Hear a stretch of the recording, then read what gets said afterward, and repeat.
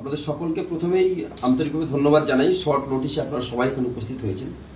আপনারা কিছুক্ষণ আগে আমাদের প্রিয় নেত্রী মমতা বন্দ্যোপাধ্যায়, আপনারা সবাই নিশ্চিতভাবে দেখেছেন, মিনাকার যে সভা ছিল সেই সভা থেকে আমাদের বহুদিনের আকাঙ্ক্ষিত যে বিষয়, বিশেষ করে আমরা সুন্দরবন অঞ্চলের যারা মানুষ আছি তাদের সকলের দীর্ঘদিনের একটা আশা যে আমাদের সুন্দরবনকে একটা অ্যাডমিনিস্ট্রেটিভ জেলা হিসেবে ঘোষণা করা হোক, প্রশাসনিক জেলা হিসেবে ঘোষণা করা হোক।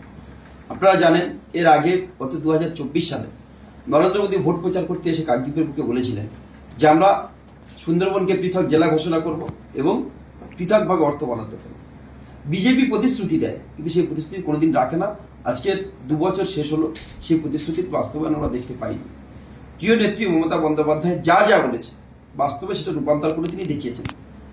আপনারা বাজেট অধিবেশনে দেখেছেন, পশ্চিমবঙ্গের বাজেট পেশ করে তিনি যুবসাথীর কথা বলেছিলেন এবং সেই যুবসাথীর কথা বলার পরে 1 মাসের মধ্যে সেই যুবসাথী টাকা প্রত্যেকটি যুবদের অ্যাকাউন্টে পৌঁছে গেছে। এটাই মমতা বন্দ্যোপাধ্যায়। লক্ষ্মীর ভাণ্ডারের বর্ধিত অর্থ প্রত্যেকটি মানুষের কাছে পৌঁছে গেছে।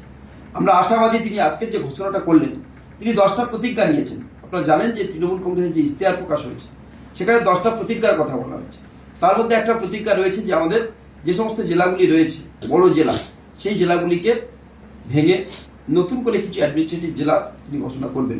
7টি জেলার কথা তিনি বলেছিলেন এবং আজকে আমরা অত্যন্ত আনন্দিত এবং আমরা প্রিয় নেত্রীকে ধন্যবাদ কৃতজ্ঞতা জানাই যে কিছুক্ষণ আগে তিনি বলেছেন যে 7টি নতুন জেলা হবে তার মধ্যে সুন্দরবন জেলাকে অগ্রাধিকারের ভিত্তিতে তিনি রাখছেন এবং ইতিমধ্যে সেই সুন্দরবন জেলা অ্যাডমিনিস্ট্রেটিভ জেলা ঘোষণা করার যা যা কাজ, সে কাজও তিনি প্রশাসনিক লেভেলে শুরু করিয়েছেন।